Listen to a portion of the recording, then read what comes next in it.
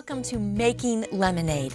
I'm Nancy, this is Mandy, and every week we're going to do devotion talking about how we can take the lemons that life gives us and turn it instead into delicious lemonade for us and everyone around us.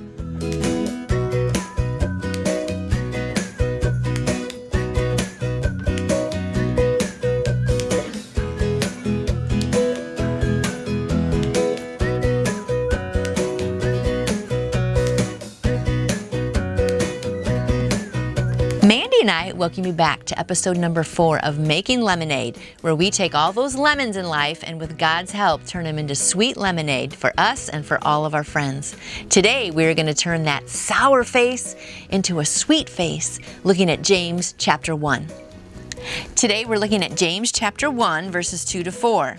Consider it pure joy, my brothers, whenever you face trials of many kinds, because you know that the testing of your faith develops perseverance. Perseverance must finish its work so that you may be mature and complete, not lacking anything.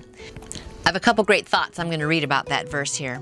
Authors, such as Paul, often open their letters with gradual introductions. Not so with James. Without warming up or giving comforting introductory words, James immediately launches into the foundation of his letter.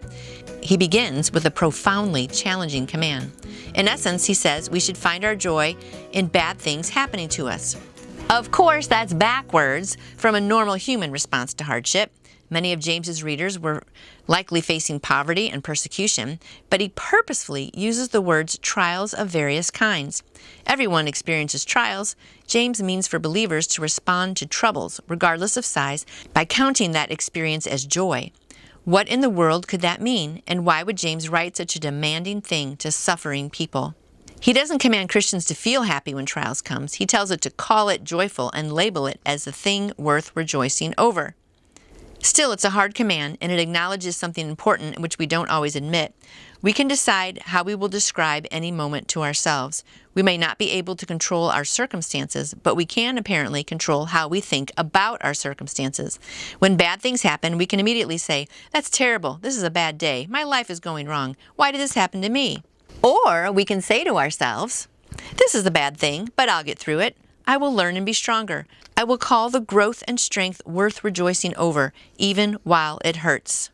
And that really is interesting. I mean, we think we're having a bad lemon of a day. I mean, they were suffering in poverty. A lot of people were dying. There was no doctors back then. Life was very, very hard. And yet, he was saying, look at your lemons and make lemonade, my friends. Don't just sit there and just boo-hoo about it all, but look at the good that can come. And that's the point of today's message, is that we just want to look at our attitude. Life is going to throw lemons at us, right? Jesus said, in this world you will have trouble, right? He said that. But take heart, I've overcome the world. He is ready to help us make lemonade in the midst of all these lemons, but it has to come from our attitude. I know I've been guilty of that downward spiral. One bad thing happens and you just go on and say how bad things are, and pretty soon if you just listen to yourself, you'll get more and more depressed. But that's why it's so important to be in God's Word. And it's also just important to look at this situation and say, okay, this is a tough lemon of a day. It's really going to be hard, but what can I learn? What is God teaching me about myself? How am I going to get stronger? And also, you have to realize that when you're going through lemon days and lemon years and lemon decades, other people are watching how you go through. So are you still giving praise to God for the good things in your life? Or are you going to let one circumstance just bring everything down? So I hope today that's what you learn, that we need to count it all joy. Not that we should be like, oh, I hope something bad happens today. We're not looking for that. But I know if you look back over your life, you've seen this is true. Whatever situation you've been through, then you are able to put a hand out and pull up the next person that's in that same situation.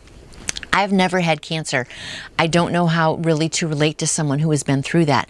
But my husband was in a terrible accident, so I could help people in that situation. Because until you've been in a situation and had that really bad lemon in your life, it's hard to understand how other people feel. My lemons are different than your lemons, but we can count it all joy and turn this lemon into lemonade to serve up to the next person who has that same situation. God puts me in different situations and you in different different situations. And you might be talking to someone who's gone through an experience same as you, and you can really help that person. And so that's what James is talking about, that even though it is a hard time, what can we learn? And then what can we share about that situation? So think about those two things next time you have a lemon. Instead of just sucking on the lemon and being all sour, just think, how can I make this lemon into lemonade and serve it up for somebody else? And show them also how to count it all joy. I hope you enjoyed this verse from James today. And you serve up some sweet lemonade for someone else, because this world is hurting and a lot of people have lemons, but we can show them how to make lemonade. See you next week for more Lemons to Lemonade. If you enjoyed this devotion about turning lemons into lemonade, please leave a comment below. You can also subscribe to my channel or contact me through my website, which is nancyjoy2u. That's nancyjoy, the number 2, the letter U.com. Hope you have a sweet day.